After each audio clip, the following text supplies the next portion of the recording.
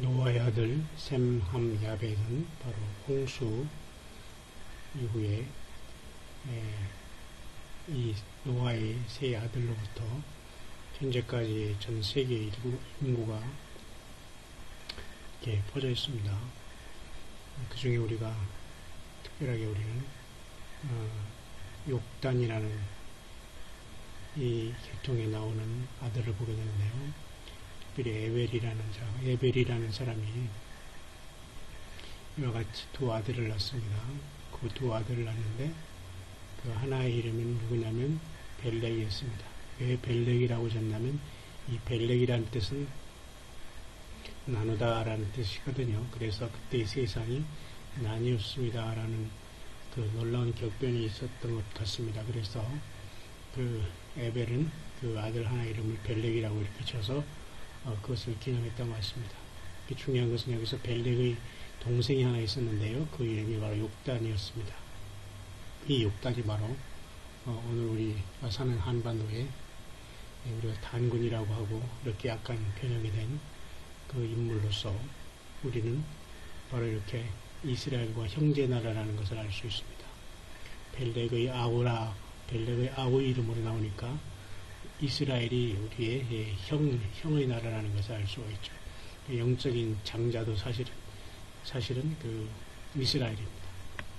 초림으로 예수님께서 또한 이 땅에 오셨고요. 그래서 우리는 재림의 주님을 증거하는 이 마지막 때의 사명으로 이제 아주 이스라엘과 아주 가장 유사하게 닮은 모든 것이 있는 그런 유일한 이 땅의 그 민족 중에 하나입니다. 욕단이. 그래서 욕단이 후손으로서 우리는 대한민국 예수 그리스도의 재림을 말씀으로 또한 신앙으로 증거하고 있는 그런 민족이 된 것입니다. 그래서 우리는 성경을 볼 때에 여러 가지 많은 이 동방에 누가 있느냐, 동방의 의인, 동방의 감람나무 이래서 조금 해석이 빗나갔던 것이 있었습니다. 그런 것은 특별히 요한계시록 이렇게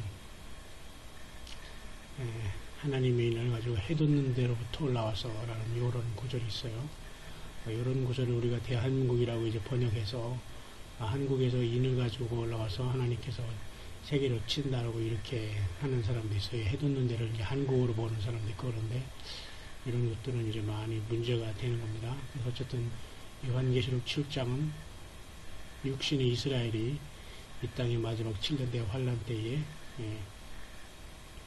메시아닉 주 먼저 회개한 메시아닉 주 동료들로 인해서 그 정통 유대인들이 예수 그리스도를 영접하고 그들에게 돌아오는 각 지파의 12,000씩 먼저 깨어난 무리들을 하나님께서 인치시는 모습을 보게 되고 또 예수님을 또 그들이 그 메시아닉 주 가운데에 또 두 증인을 또 이렇게 세워주셔서 또 이들에게 보내고 그래서 결국은 이들이 이스라엘 전체 온 이스라엘이 구원받는 그러한 이제 역사가 이제 나타나게 될 것입니다.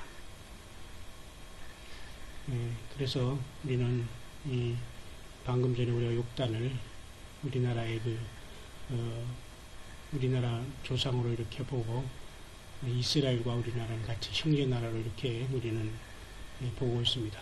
그렇기 때문에 특별히 스가랴서 같은 데 보면 여호와의 날이 이른다고 했습니다. 그날에 내 재물이 약탈되어 너희 중에서 나누리라.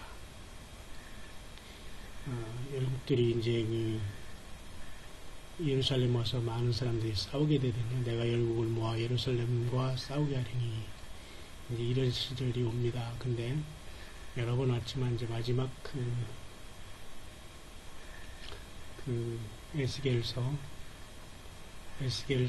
38장 39장에 있는 그와 같은 사건은 아직 이르지 않았어요.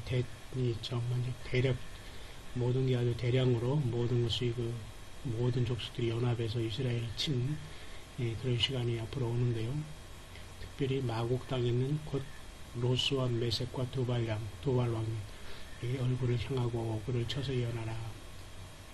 이게 오늘날에는 그 러시아와 아랍연맹으로서 그 이스라엘을 마지막 직전에 저들이 공격하다가 하나님이 눈동자를 범함으로 저들이 하나님의 특별한 역사로 멸망할 것을 말씀해 주고 있습니다. 여러 날 후 곧 말 전에 내가 명령을 받고 그 땅 곧 오래 황무하였던 산에 이르리니 그가 그 땅 백성은 칼을 벗어나서 열국에서부터 모여 들며 이방에서부터 나와서 다 평안히 거하는 중이라. 1948년 5월 14일 독립했죠. 이스라엘을 침범하다가 크게 저들이 다 심판을 받는데요. 나 주여가 말하노라 그날에 곡이 이스라엘을 치러 오면 내 노가 내 얼굴에 나타나리니 내가 투기와 맹렬한 노로 말하였거늘 그날에 큰 지진이 이스라엘 땅에 일어나서 완전히 하나님의 역사를 말미암아 러시아와 그쪽 아랍의 동맹들이 한 번에 이렇게 내가 또 온유과 피로 그를 국문하며 쏟아지는 폭우와 큰 우박병과 불과 유황으로 그와 그 모든 때와 그와 함께한 많은 백성이 비를 내리타리라. 하나님이 극적으로 이스라엘을 지켜주시는 겁니다. 이와 같이 내가 여러 나라의 눈에 내 존대함과 내 거룩함을 나타내어 나를 알게 하니 그들이 나를 여호와인 줄 알리라. 하나님의 눈동자인 이스라엘을 마리를 치겠지만 그들이 크게 다 직멸당함으로 하나님이 역시 이스라엘을 지키신다는 것을 보여주는 사건이 나타날 겁니다. 그러나 아직 이것은 사건이 아직 나타나고 있지 않죠. 이것도 39장도 38장에 이어지는 말씀으로서 곡에 대해서 쳐서 예언함으로써 곡이 사탄의 세력으로서 하나님께서 나중에 이걸 끌어다가 심판하겠다는 겁니다. 그래서 결국 요한계시록을 보더라도 이 곡이라는 존재는 끝까지 천년왕국 후에도 나타나서 하나님의 백성들을 괴롭힐 것을 나타내고 있습니다. 그래서 곡과 마곡이라고 이렇게 나오잖아요. 곡과 마곡이 나와서 하나님의 백성들을 괴롭힌 것입니다. 그래서 결국은 그 곡과 마곡의 세력들은 이렇게 곡과 마곡을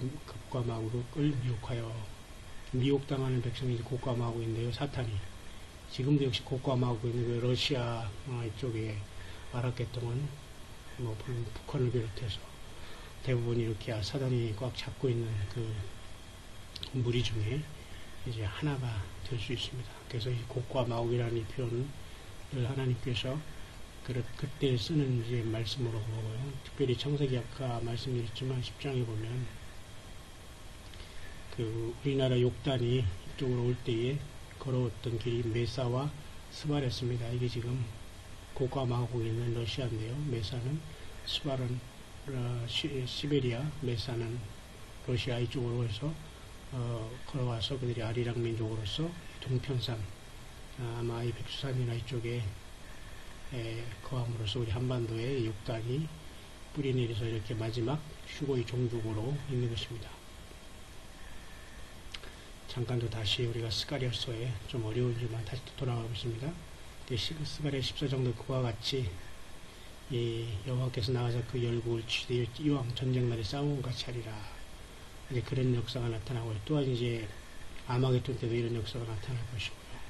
특이한 것은 그날의 그 이발이 예루살렘 곧 동편 감람산에 서실 것이요 감람산은 그 한가운데 동서로 갈라져 매우 큰 골짜기 되어서 산 절반은 독으로 절반은 나무로 옮기고 어려운 구절인데요. 이것이 바로 육신의 그 이스라엘 땅도 되지만 영적으로 우리 대한민국이 남북한이 이렇게 갈라져서 북은 완전히 사단 편에 서 있고 남은 이렇게 휴거의 종족으로 이렇게 되어 있으면서 긴박하게 대치하고 있으며 지금 미국과 러시아가 배후에 총 이렇게 같이 서로 싸우는 이 형세를 기른 이 엄청난 사건을 나타내주고 있고요. 그래서 결국은 이것도 주님이 공중으로 임하심으로 대한민국을 제1임의 종족으로 쓰시는 그래서 남북한의 갈라짐은 하나님의 그 놀라운 뜻이 있다는 것이고 그래서 1945년에 이방인의 한일인 70년이 시작돼서 2015년이 끝나서 2015년 이후부터는 지금 거의 이방인의 때가 끝나고 유대인들로 지금 출대가 옮겨지는 시대가 됐다는 것을 우리는 꼭 명심을 해야 됩니다.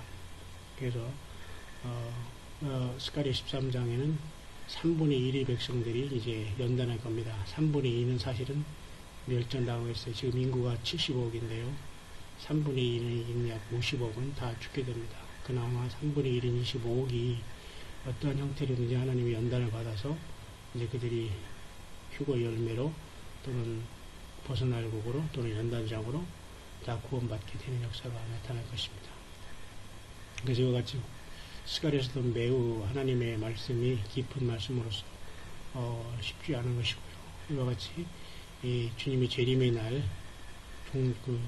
절을 해서 일어날 이 사건들에 대해서 말씀해주고 있고요. 특별히 이 말씀은 그날에는 빛이 없겠고 광명한 자들이 떠날 것이다. 이 말씀을 또 주님은 광명한 자들이 떠날 것이다. 그래서 우리 휴가 백성들이 떠나는 이 땅에 막는 자의 성령님과 떠나는 사건을 이 광명한 자들이 떠날 것이다 라고 이렇게 말씀도 하시고 있습니다. 그래서 여호와의 하시는 한날이 있으리니 낮도 아니요 밤도 아니요 어두갈 때 빛이 있으리로다. 그 다음에 이렇게 스가랴서의 후반절에는 그날의 생수가 예루살렘에서 솟아나서 절반은 동해로 절반은 서해로 오를 것이다. 여름에도 겨울에도 그러하리라. 여호와께서 천하의 왕이 되시리니 그날에는 여호와께서 홀로 하나실 것이요 그 이름이 홀로 하나실 것이며, 그러니까 천년왕국이 이루어진 것을 이게 스가랴에서 잠깐 보게 됩니다. 그래서 이때는 다시는 저주가 없고 예루살렘이 완전히 서게 되고요. 예루살렘을 치러온 백성들에게는 하나님께서 이렇게 어마어마한 저항, 제지를 하나님의 심판을 내리실 것입니다. 그리고 천년왕국 때는 온 우리 대한민국이 영적인 그러한 수도가 되어서 초막절을 지키는 그러한 놀라운 역사가 일어날 것입니다. 농사 짓는 날로 세월로 모든 게 복귀가 되고요. 초막절, 7절기 중에 초막절을 지키는, 그래서 초막절을 지키러 오지 아니하면 비를 내리지 않는 역사가 이제 나타날 것이며, 천년왕국 때는 이런 것들이 완벽하게 돼서 예루살렘과 유다와 모든 솥이 여호와 만군의 여호와의 성물이 될 것인저, 그렇죠? 그날에는 여호와의 전에 가나안 사람이 다시 있지 아니한다. 그러면서 완벽한 그 천년왕국이 이루어질 것을 나타내서, 가나안 사람이라는 것은 도시국가인 그리스 그레테 섬에서 출발했던 그 철기 문명을 가진 족속으로서 팔레스타인 블레셋의 원조가 되었죠. 이들이 결국은 이제 이스라엘 백성들을 막고 싸우다가 무너지는데요. 결국 하나님 앞에 이들은 이제 가시가 되어서 이스라엘 백성들을 이제 연단하는 도구로 어쨌든 쓰임 받았죠. 제가 이 시간 잠깐 이제 말씀드렸던 것은 우리가 욕단의 후손으로서 재림의 종주국이라는 거 말씀하고 있다는 거. 그 다음에 요한계시록 7장에 여기 해도는 데 인침이, 해도는 이것을 또 대한민국으로 이렇게 풀어서는 문제가 발생한다는 것입니다.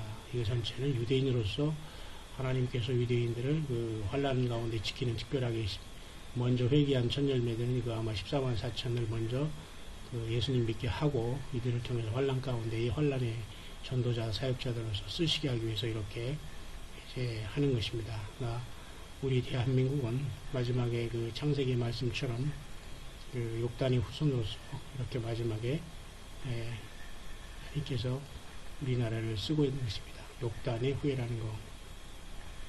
그 다음에 창세기 45장에 그 요셉이 미리 형들에게 팔려가서 애굽에 갔지만 요셉이 나중에 모든 가족들을 다 구원하는 것은, 요셉은 바로 예수 그리스도의 모형입니다.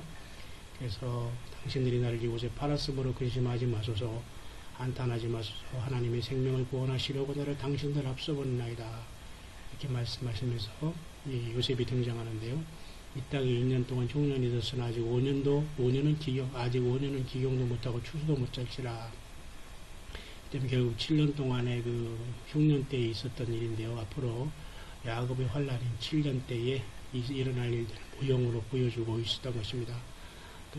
흉년이 아직 5해가 있으니 내가 거기서 아버지를 복양한다. 흉년 2년 정도에 이런 일이 일어날 것이며, 이스라엘도 환란 후 3년 반, 2년 전산만에 지나서 후 3년 반에 막 들어갈 때 이러한 극적인 모든 민족적인 회개의 역사가 이제 나타나게 될 것입니다. 그래서 스가랴의 말씀대로 민족적으로 이스라엘 백성들이 회개하는 놀라운 역사가 나타나게 됩니다. 우리는 하나님의 역사가 언제든지 나타날 수 있도록 기도하고, 내가 다윗의 집과 예루살렘 검이 내 근처 간구한 심령을 보더니 애통하기를 독자를 위해서 애통하듯 통곡하기를 장자를 위해서 통곡하다 하리라. 이렇게 해서 변화해서 민족적으로 저들이 구원받게 되는 겁니다.